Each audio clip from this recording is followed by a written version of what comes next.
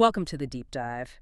Today, we're looking at a global snapshot that's really a study in extreme contrasts. It really is. We're seeing global powers trying to head off trade wars, while other nations face these huge internal fights over social policy. And at the same time, the stark reality of what recovery looks like after years and years of conflict. That's absolutely right. Our sources today, they really take us across the map. From, high-level diplomacy in South Korea. Where half the world's trade is basically on the table. Exactly. To billion-dollar cultural projects in Egypt, and then right down to the ground level, the struggle for basics like schools in Syria. So our mission today is to kind of synthesize these huge, seemingly separate stories. We want to highlight that tension, between the world's ability to fund these massive projects. And the failure, often, to provide just basic human welfare elsewhere. Specifically, we're going to unpack the very fragile U.S.-China trade truce that just happened. We'll also look at why $1 billion was spent on a museum designed using, quote, Gen Z language. And explore the fallout, the real geopolitical consequences, when an EU nation decides to quit a major treaty meant to protect women from violence. It gives you a kind of dizzying view of global priorities, doesn't it? It really does. So let's start with that big economic chessboard. Geopolitics and trade, Apec, the Asia-Pacific Economic Cooperation Summit in South Korea. Okay. Gyeongju, South Korea. But the thing is, the real story here wasn't so much the main Apec summit itself, the official two-day event. Right, which President Trump actually skipped. Exactly. It was the crucial deal hammered out just before that between the U.S. and China with President Xi Jinping. That's the core insight, yeah. That meeting secured what people are calling a fragile trade truce. And the significance is huge, right? It basically stopped things from getting much worse. It absolutely averted what trade experts were really worried about, those worst-case outcomes for global trade. It could have spiraled. So what were the mechanics? How did they pull back from the brink? Well, it was a classic de-escalation. The U.S. agreed to cut some tariffs on China. And in return, Beijing agreed to allow exports of rare earth elements again, which are critical for tech. Crucial, yeah. And they also committed to start buying American soybeans again. But wait, if the two biggest players cut this deal outside the main APEC meeting, what does that actually say about APEC itself? That's the big question, isn't it? Is it just becoming a stage for things already decided elsewhere? Because President Xi then sort of took center stage at APEC, even though the main drama was seemingly over. Right. He positioned himself as the voice of stability, urging cooperation.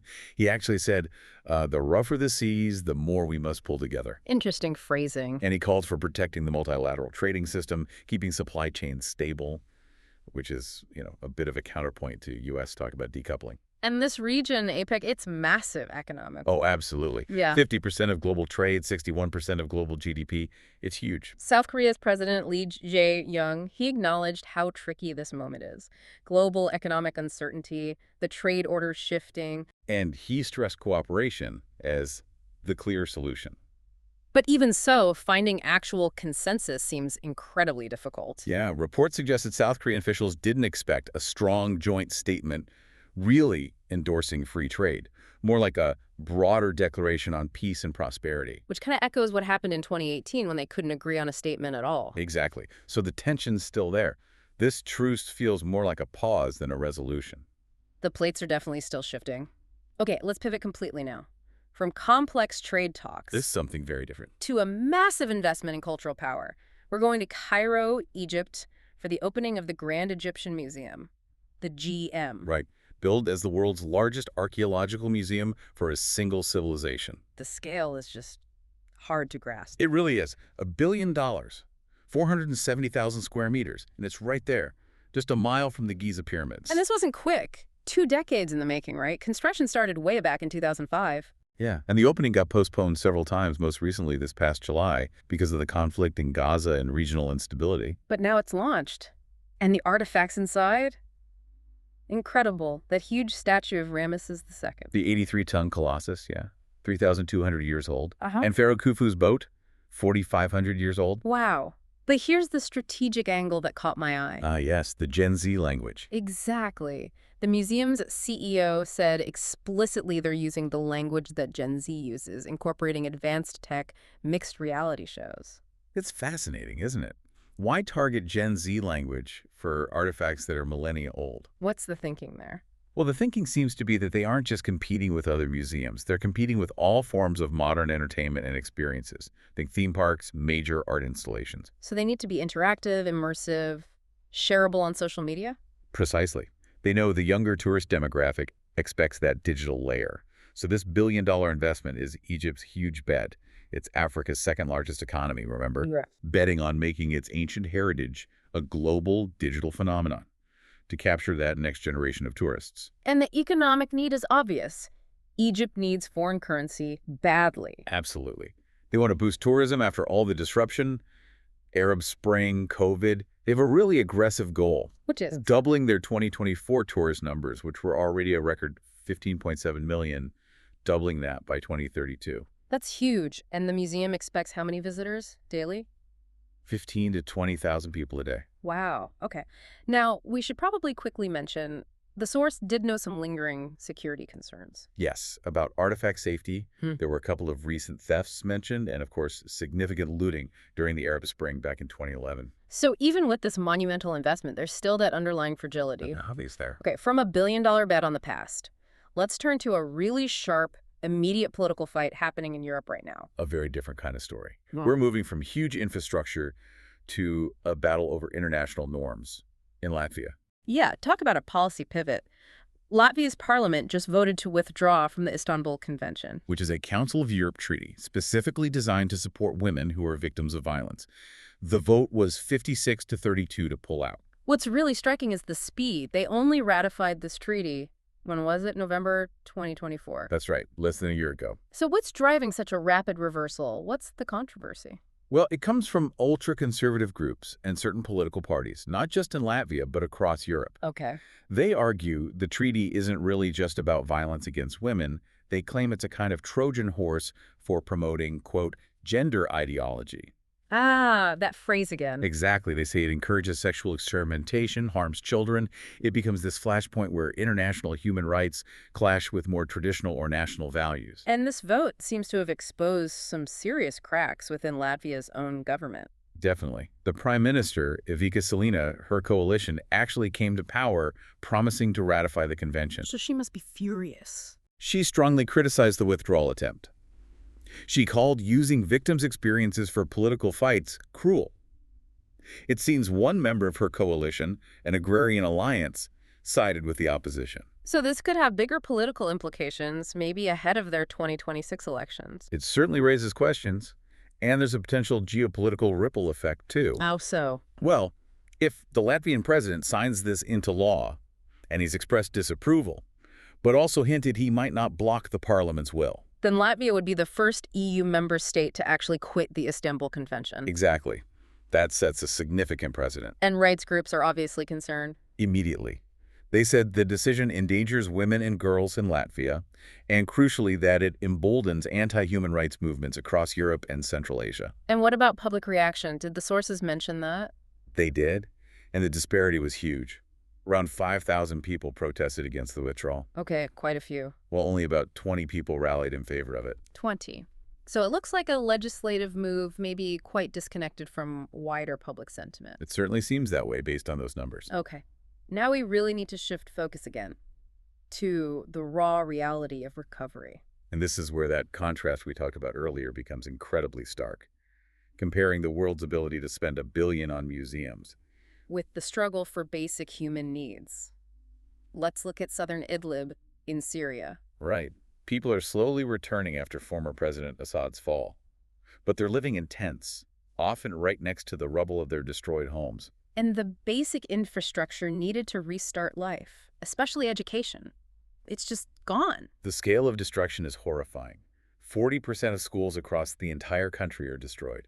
In Idlib alone, 350 schools are out of service. And the specific details paint such a grim picture. They really do. Yeah. Take Marshamarn Elementary, for example. The walls are just riddled with bullet holes Sunlight just pouring through empty window frames. because all the glass has been stripped out. Students sit on blankets on the floor. Why no desks? Looted. All looted. Ugh. The principal even mentioned that thieves took the steel reinforcement out of the building's structure itself. Unbelievable. Stealing the rebar. It shows just how desperate things are and how far from any kind of normal recovery they are. And the cost to children is immense. How many are out of school? Estimates range from 2.5 to 3 million children still out of school across Syria. 3 million. And teachers say the ones who are back have fallen incredibly far behind academically. They need catch-up classes, yes, but also Trauma support. desperately psychosocial support to deal with everything they've witnessed and experienced. It's just devastating. And we see a related kind of institutional failure, though very different context, when we look at animal welfare in Argentina. Right. Shifting focus to the former Lujan Zoo. This was the place that got shut down in 2020, right? It was notorious for letting visitors actually handle tigers and lions. That's the one. But after it closed, years of neglect followed. And the consequences were catastrophic for the animals left behind. How bad was it? Nearly half the big cats died. The population went from 136 down to just 62 surviving cats, plus 2 bears. Just awful. And the conditions for the survivors. Described as claustrophobic cages. One example cited was a tiny 3-square-meter cage. 3 square meter. Crammed with 7 female lions. In another, 2 tigers shared a tiny space with 2 lions. Just unimaginable stress and neglect. So how are they being helped now? It's required a major international rescue effort. The charity Four Paws is leading it. They call it one of their biggest, most complex rescues worldwide. Why so complex? Because the animals are in such poor health. Vets are treating really severe problems, infected teeth broken on cage bars, tumors, claws grown right into their pads because they couldn't move properly. Oh, that's terrible. So it's this huge veterinary and logistical operation just to stabilize them before they can even think about moving them to proper sanctuaries. So wrapping this all together, we've seen geopolitical giants in South Korea managing just barely to avoid the worst on trade. While in Egypt, a nation invests $1 billion in a state-of-the-art museum explicitly designed to engage Gen Z with ancient history.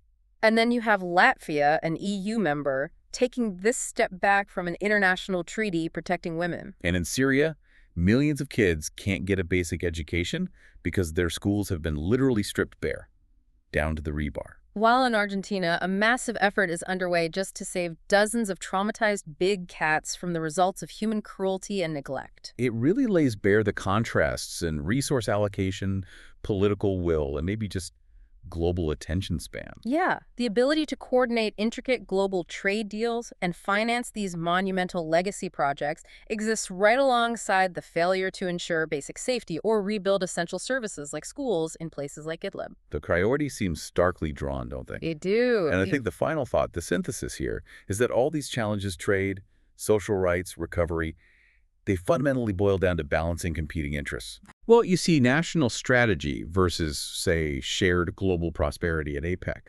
Or you see tradition and national identity clashing with international human rights norms in Latvia.